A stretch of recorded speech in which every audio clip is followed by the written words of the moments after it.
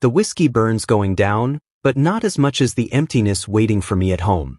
I shouldn't be drinking. I'm 4 months pregnant, and every parenting book screams at me about what I'm doing wrong. But tonight, what would have been our 4th anniversary, I can't bring myself to care. Miho's been gone for 3 months, and the baby growing inside me will never know his father's laugh, never feel his gentle hands, never hear him sing off-key in the shower. Jiwon, you okay? My coworker asks, wiping down the bar. I nod, lying. I'm never okay anymore. I finish my shift at midnight, pocketing tips that won't even cover a quarter of this month's medical bills. The eviction notice came yesterday. I have 2 weeks. Outside, Seoul's winter air slaps me awake. I pull out my phone with shaking fingers, order an Uber, and lean against the building. My head spins pleasantly, the first time I've felt anything but grief in weeks. A sleek black car pulls up. I don't think twice. I wrench open the door and collapse into the back seat with a sigh of relief. Finally. I thought you'd never. Who the hell are you? The voice is cold, sharp as a knife's edge. I freeze. This isn't some cheerful driver with a dashboard full of air fresheners. The man in the back seat radiates danger like heat from a furnace. Dark hair, darker eyes, and a face that could have been carved from marble. His suit probably costs more than 3 months of my rent. Expensive cologne fills the car, nothing like Miho's cheap drugstore body spray that I still keep on my nightstand. Oh God. Reality crashes through my alcohol haze. This isn't, you're not my Uber. Clearly. His eyes rake over me, assessment cold and clinical. Get out. I should scramble out and run. But something in me, maybe the whiskey, maybe the exhaustion, maybe the fact that I've already lost everything that mattered, just breaks. I start laughing. It's a horrible sound, cracked and desperate, and it morphs into sobbing before I can stop it. Tears stream down my face as I clutch my barely showing belly. Of course this is how tonight goes. I can't even get into the right car. I can't do anything right anymore. The man's expression shifts, something flickering behind that icy exterior. When he speaks again, his voice has lost some of its edge. Are you injured? Just my entire life, I mutter, wiping my face with my sleeve. My wedding ring catches the streetlight. 3 months and I still can't take it off. You're drunk. And you're observant. I hiccup. Look, I'll go. Sorry for the intrusion, Mr. Scary Mafia boss or whatever you are. His jaw tightens. Where do you live? So you can send someone to kill me for seeing your face. If I wanted you dead, you'd already be dead. He pulls out his phone. Your address. I'll have someone drive you. Maybe it's the alcohol, or maybe I'm too tired to care about self-preservation. I rattle off my address. He makes a call in rapid Korean, then turns back to me. My driver will take you. Wait here. No. He raises an eyebrow. No. You're already here. You've got a car. I wave my hand vaguely. Just take me home. Please. I'm too tired to wait for another person to show up and judge my life choices. We stare at each other. I watch him calculate, weigh options. Finally, he leans forward and tells his driver the address. The car moves through Seoul streets in silence. I rest my head against the cool window, watching the city blur past. My hand unconsciously moves to my stomach. How far along? His question startles me. 4 months. I don't look at him. His father died 3 months ago. Car accident. Drunk driver ran a red light. The words come easier with alcohol loosening my tongue. We were trying for a baby. Finally got pregnant 2 weeks before he died. He never knew. I don't know why I'm telling the stranger my tragedy. Maybe because he's a stranger. Maybe because I'm so desperate to say Miho's name out loud that I'll tell anyone who'll listen. I'm sorry. The sincerity in those 2 words cracks something in my chest. I finally turn to look at him. Really look. His face is carefully neutral, but his hands are clenched on his knees. Me too, I whisper. We pull up to my building, a rundown complex in a neighborhood that's transitioning, which is realtor speak for crime-ridden. I move to open the door, and the world tilts sideways. Strong hands catch my shoulders. Steady. He's closer now, and I can see his eyes aren't actually black. They're a deep brown, like earth after rain. He smells like expensive cologne and something else, something that makes my Omega instincts stir for the first time since Miho died. I jerk back. I'm fine. He doesn't look convinced but releases me. I stumble out of the car and make it 3 steps before I see it. The bright orange eviction notice still taped to my door, glowing like a beacon of my failure. I hear his car door open behind me. Is that? None of your business. I climb the stairs on shaking legs. Thanks for the ride, Mr. Scary Stranger. Have a nice life doing illegal things. I don't look back. I unlock my door, step into the apartment that still smells like Miho's cologne, and slide down the wall. Through the window, I watch the black car idle for a long moment before finally driving away. I cry myself to sleep on the couch, Miho's photo clutched to my chest, our baby growing in my belly, and no idea how I'll survive another day. 3 days later, someone knocks on my door. I open it to find the man from the car, looking impossibly out of place in my dingy hallway. I have a proposition, he says. My life is about to change forever. Absolutely not. I cross my arms, blocking my doorway like I can physically keep this proposal, and this man, out of my life. Kang Yiseo, as he'd introduced himself, stands in my hallway looking like he belongs on a magazine cover, not in this building where the elevator hasn't worked in 2 years. You haven't heard the terms yet? He says calmly. I don't need to. I'm not some charity case you can buy to feel better about whatever crimes you commit. I start to close the door. His hand stops it. Not forcefully, just You have 12 days before eviction. You're working double shifts while pregnant. You haven't eaten a proper meal in weeks, I can tell by looking at you. Your pride is admirable, Kim Jiwon, but it won't keep you or your baby safe. How does he know my name? The question must show on my face. I make it my business to know things. He pulls out a card. Think about it. Call me when you're ready to be practical. He leaves, and I'm left holding a business card with nothing but a phone number embossed in gold. I last 4 days. 4 days of eating convenience store kimbap because it's cheapest. 4 days of my manager cutting my hours because I threw up twice during my shift. 4 days of staring at Miho's photo and whispering, I'm sorry. I'm so sorry I can't do this alone. I call the number. Yiseo's penthouse makes me feel like I've stepped into a different universe. Floor-to-ceiling windows overlook Seoul's glittering skyline. Everything is sleek, modern, expensive. I clutch my single duffel bag and try not to think about how I'm moving in with a man I've met twice. Your room. He opens a door to a space bigger than my entire apartment.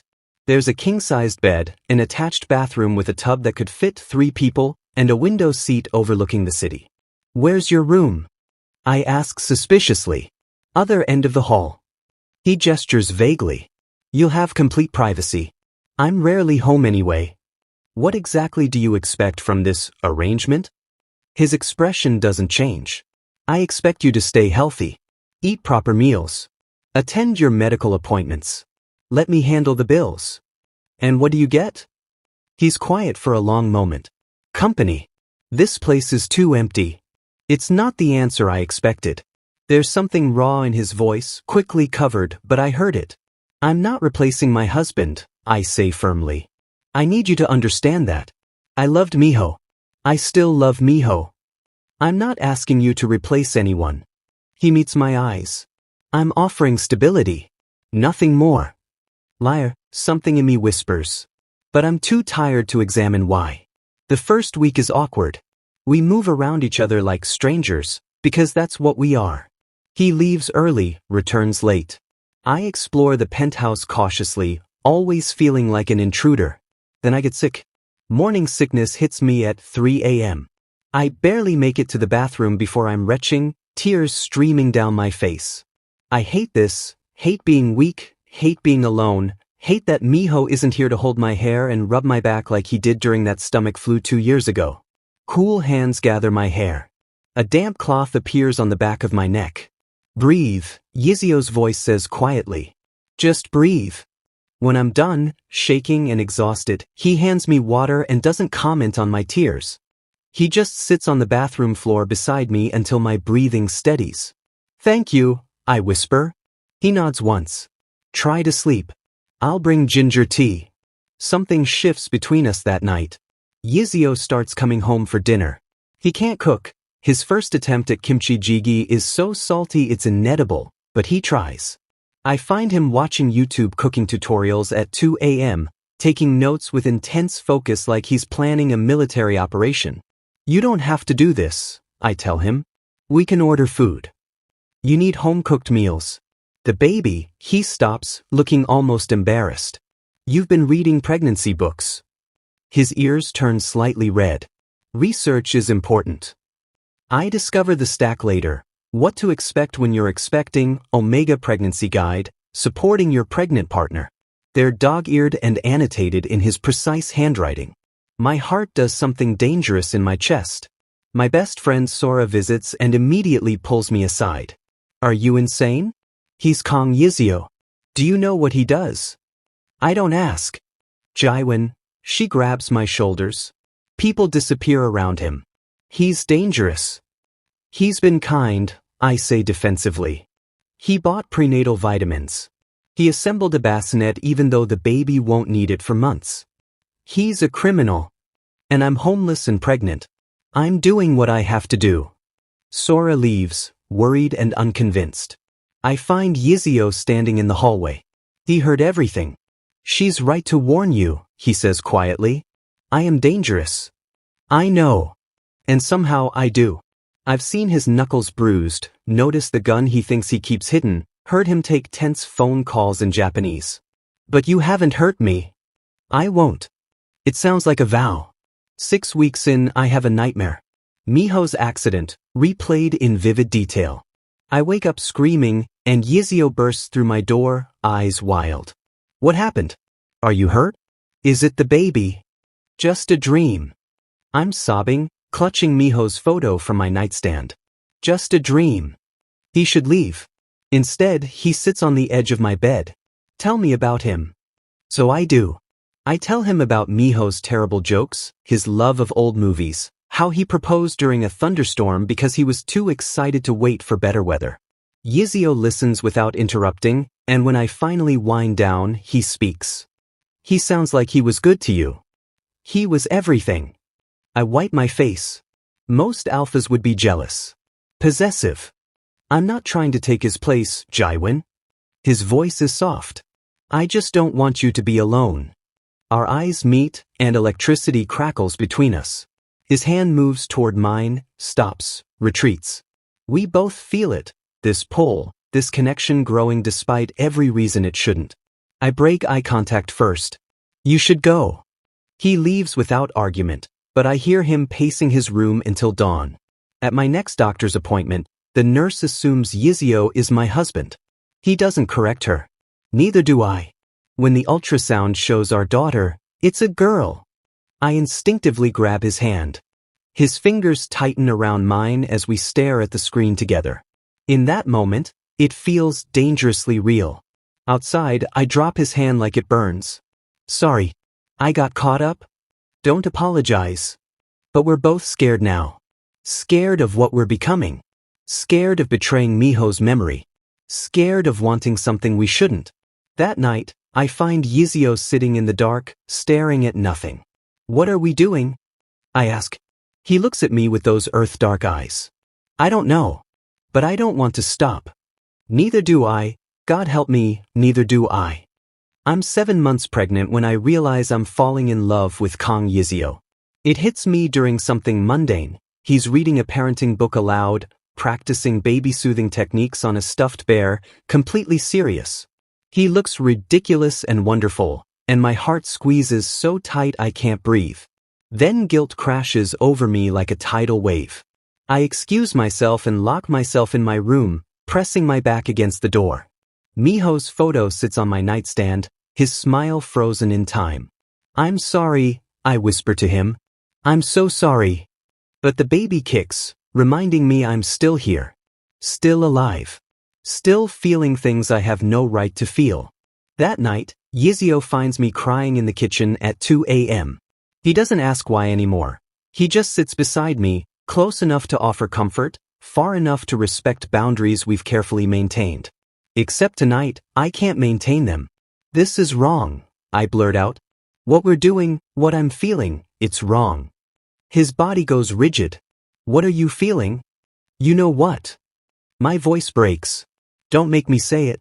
Don't make this real. Jiwon. He's been dead less than a year, Yiseo. Less than a year, and I'm here catching feelings for someone else like he meant nothing. I'm crying harder now. What kind of person does that make me? It makes you human. He reaches for my hand, then stops himself. Grief doesn't follow rules. Love doesn't work on a schedule. How would you know? The words come out cruel, defensive. Have you ever lost someone you actually loved? Or do people like you even know how to love? Or do you just know how to take and control and... I see the moment my words strike home. His expression shudders completely, that careful mask slamming back into place. You're right. His voice is flat, dead. What would I know about love? He stands and walks away, and I realize I've made a terrible mistake. For 3 days, Yiseo becomes a ghost in his own home. He leaves before I wake, returns after I sleep. His assistant handles everything now, grocery deliveries, appointment reminders, even a note about upcoming ultrasounds. I've pushed him away, and the loss feels like losing Miho all over again. Sora visits and finds me sobbing over a bowl of kimchi jjigae that Yiseo left in the fridge, perfectly seasoned now after months of practice. I ruined everything, I tell her. I said horrible things. Then apologize. He won't even look at me. She sighs. Jiwon, I was wrong about him. I see how he looks at you. That man would burn the world down for you. But you keep punishing yourself for being happy. Her words haunt me. I decide to apologize. I wait up for him, practicing what I'll say. But when he finally comes home at midnight, everything changes. He's carrying a folder. His expression is devastated. We need to talk, he says. My blood runs cold. About what? He spreads documents across the table, police reports, photographs, investigation files. My hands shake as I recognize images from Miho's accident. What is this? But I'm already reading. Already seeing words that don't make sense. Brake line tampering. Intentional collision. Suspected organized crime connection. His death wasn't an accident, Yiseo says quietly. Someone killed him. The room spins. What? Your husband's family has business connections? Import, export. They've been refusing to work with certain organizations. Someone made an example. His jaw clenches. I only discovered this a few days ago. I've been investigating. Stop. My voice doesn't sound like mine. Stop talking. Because I'm seeing other documents now. Photographs of Yiseo meeting with men in suits. Financial records. And one image, Miho's car, taken from an angle that suggests surveillance. You knew, I whisper. You knew, and you said nothing. I just found out. These photos are dated weeks before you showed up at my apartment. My hands shake as I hold up the evidence. You've been investigating this for months. Since before we met. His silence is damning. Was any of this real? I stand, backing away. The kindness, the care, was it all guilt? Pity? Did you? I can barely force the words out. Did you have something to do with it? How can you ask me that? His control finally cracks, voice raw. After everything. Because I don't actually know you. I'm screaming now, tears streaming. I'm living with a stranger. I'm developing feelings for someone who might be connected to my husband's murder. How can I trust anything you say? I would never hurt you. He takes a step forward. Don't. I hold up my hand. Don't come near me. I need to think. I need. The baby kicks hard and I gasp, clutching my stomach. Yiseo's face goes white. Are you? I'm fine. The baby's fine. I straighten, forcing steel into my spine. I want to leave. Jiwon, please. I want to leave. My voice echoes through the penthouse. I can't stay here. I can't look at you. I can't. Fine. The word is broken. Pack your things. I'll arrange an apartment. You'll have everything you need: money, security, medical care. But I won't stay where I'm seen as a murderer by someone He stops. Doesn't finish. Doesn't need to. Someone you what? I demand. It doesn't matter now. His eyes are empty. I'll have my assistant contact you with details. I'll make sure you're protected. That's all you need from me. He walks to his room and closes the door quietly. Somehow, that's worse than if he'd slammed it. I move out the next day into a modest but comfortable apartment across the city. Everything is provided: furniture, groceries, even prenatal vitamins in the bathroom cabinet. Yiseo's assistant sends weekly check-ins via text. Cold, professional, distant. I never see him again. The weeks crawl by. I'm miserable. The apartment feels wrong without Yiseo's presence, without his terrible cooking attempts and annotated baby books. I miss his quiet company, his gentle hands when I felt sick, the way he'd rest his palm on my belly when he thought I was asleep. Sora finds me crying over a stuffed bear, the one Yiseo practiced baby-soothing techniques on. You love him, she says simply. I accused him of murder. Did he do it? I don't know. I clutch the bear. I don't know anything anymore. 8 months pregnant, I'm walking home from a doctor's appointment when I notice the car. Black sedan, tinted windows, following me for 3 blocks. My heart pounds. I turn down a busier street. The car follows. I'm fumbling for my phone when 2 men step out of an alley, blocking my path. Kim Jiwon, one asks, smiling coldly. Someone wants to meet you. I run. Pregnant, exhausted, terrified. I run anyway. They catch me within half a block. A hand clamps over my mouth. I'm being dragged toward the car when gunshots crack through the air. My captors drop, and suddenly Yiseo is there, gun in hand, eyes wild. Don't touch her, he roars at someone I can't see. More gunshots. Yiseo's men swarm the area. He's pulling me against him, shielding me with his body, and I realize he's shaking. I've got you, he breathes into my hair. I've got you. You're safe. Then I see the blood spreading across his shirt. Yiseo. He collapses and my world goes dark. The hospital smells like disinfectant and fear. I'm in a private waiting room surrounded by Yiseo's men, dangerous-looking alphas who treat me with careful deference. One of them, Dae-hoon, keeps bringing me water I can't drink. My hands won't stop shaking. He took a bullet for you, Dae-hoon says quietly. Shoulder. He'll be fine. He shouldn't have been there at all, I whisper. I left. I accused him of. He's had men watching you since the day you moved out. Dae-hoon's expression softens. Round-the-clock protection. He knew someone might come for you. Why didn't he tell me? Because you wouldn't have accepted his help. And because he's an idiot when it comes to feelings. A doctor appears. He's asking for you. Yiseo looks pale against the white sheets, his shoulder heavily bandaged. His eyes find mine immediately, and something in his expression makes my breath catch. You're hurt, I say stupidly. I'm fine. His voice is rough. Are you? The baby? Okay. Because of you. I move closer, drawn by some invisible thread. Yiseo, what happened? Who were those men? He's quiet for a long moment. When he speaks, his words are careful, measured. The organization that killed Miho. They've been watching you for months, waiting for the right moment. They knew about your family's business connections. Thought they could use you as leverage. You knew about them. I've been hunting them since I discovered what they did. His jaw tightens. Systematically dismantling their operations.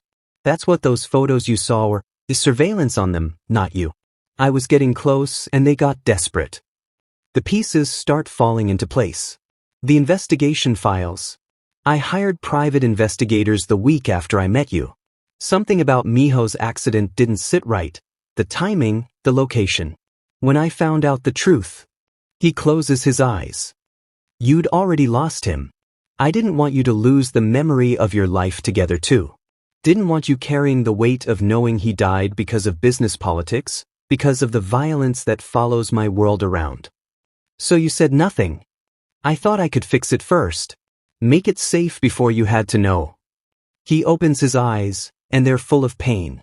I was wrong. I should have told you. Should have trusted you with the truth instead of making decisions for you. Why didn't you? Because I'm a coward. His laugh is bitter. I can face down armed men without flinching, but I couldn't face telling you the truth. Couldn't face the possibility that you'd look at me the way you did that night, like I was a monster. Tears spill down my cheeks. I'm sorry. God, Yiseo, I'm so sorry for what I said. You're not incapable of love. You're not. Yes, I am. His voice cracks. I don't know how to do this. I've spent my whole life in violence. I don't know how to be soft, how to be what you need. But I wanted to try. For, he stops, looking away. For what? For the family I thought maybe we could be. The admission is raw, vulnerable. I know she's not mine. I know I have no right to her. But when I saw that ultrasound, when I felt her kick under my hand, he swallows hard. I wanted it. Wanted to be the one who teaches her to ride a bike and scares off her first date and walks her down the aisle someday. I wanted to be her father, even though I know I'm not. My heart is breaking and mending all at once. Yiseo. But I understand now. I'm not him. I can never be what Miho was to you. And I won't trap you with guilt or obligation. He meets my eyes. When I get out of here, I'll make sure you're safe. Different city, new identity if you want it. They're all in custody now, you're free. You don't have to see me again. Stop, I say firmly. Just stop. I take his hand, ignoring his surprise. I blamed you because it was easier than admitting the truth. Easier than facing what I've been feeling for months. Jiwon, I'm falling in love with you. The words come out in a rush. And it terrifies me. Because loving Miho was easy and safe, and loving you is complicated and scary. You're right, you're not him. You never will be. I see him flinch, but I continue. You're something different. You burn too hot and care too much while pretending you don't care at all. You learned to cook because pregnancy books said home meals were important. You practiced soothing techniques on a stuffed bear at 2 a.m. You took a bullet for me without hesitation. My voice breaks.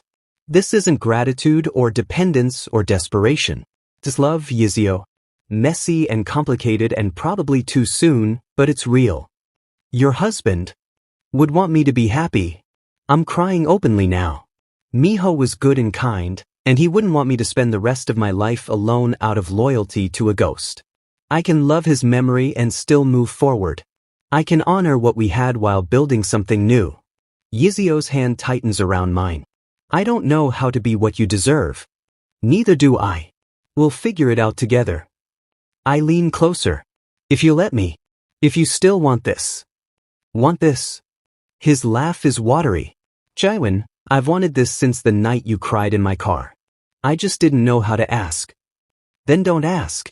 Just promise me something. Anything. No more secrets. No more protecting me from hard truths. We face things together. Together, he agrees. 2 months later.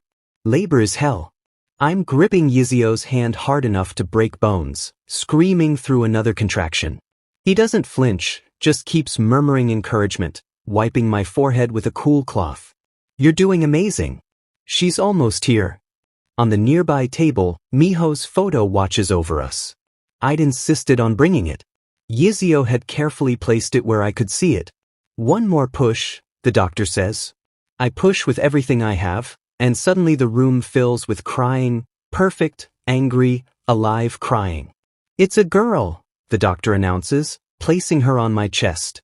She's tiny and red and absolutely perfect. She has Miho's nose, his delicate ears. My heart swells impossibly large. Yiseo is crying. This dangerous man who's seen every horror the world offers is crying as he looks at our daughter. Do you want to hold her? I ask softly. His hands tremble as he takes her. She fits perfectly in his arms, and I watch something transform in his face. Wonder and terror and overwhelming love. Hi, little one, he whispers. He looks at me questioningly. You're her father, I say firmly. If you want to be. I want to be. He's still crying. God, I want to be. Our daughter, We name her Minji, using one of Miho's name characters, grips Yiseo's finger with her tiny hand. He looks at me with eyes full of everything he's never known how to say. Thank you, he whispers. For what? For teaching me that love doesn't replace love. It just grows. He glances at Miho's photo. He gave you the gift of her. I'd like to spend my life honoring that gift by loving you both the way you deserve. I reach up and pull him down for a kiss, our first real one. It tastes like tears and hope and new beginnings. Deal, I whisper against his lips. Miho's photo seems to smile at us. And somehow, I know he approves. 6 months later. Yiseo is terrible at diaper changes but refuses to give up trying.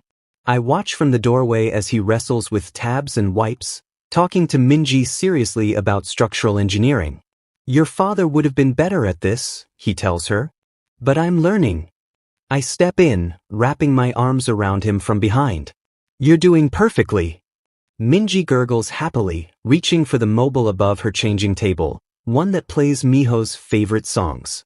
We're not a traditional family. We're something stranger, something born from grief and chance and stubborn hope. But we're ours. And that's enough.